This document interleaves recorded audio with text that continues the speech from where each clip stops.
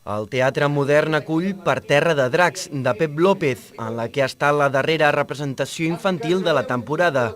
Gràcies a la Martina i al Dídac, el públic ha pogut viatjar a través de llegendes, mites i històries de diferents indrets del planeta. Dracs, molts dracs. La gent que s'espanti, millor que no vinguin. Millor que es podeu quedar a casa tranquil·lament, veient la tele, fent el cul gros i escarxofats, perquè aquí, primer, us ho passareu molt bé.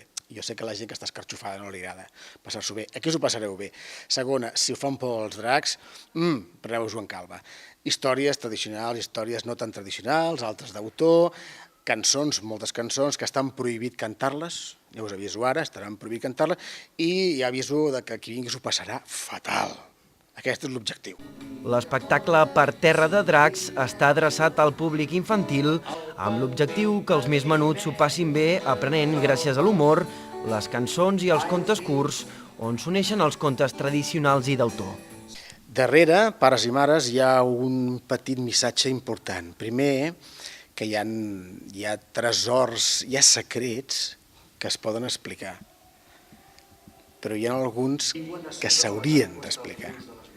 Aleshores, és una mica avisar els nens i nenes, evidentment, que alerta amb els secrets que us fan guardar. Que alguns sí que convé guardar-los perquè són innocents, però alguns que potser convindríeu que els expliquéssiu. Petits i grans han pogut cantar i aprendre de la mà d'en Pep López, qui amb passió i alegria ha fet picar de mans al ritme de la música. I les muntanyes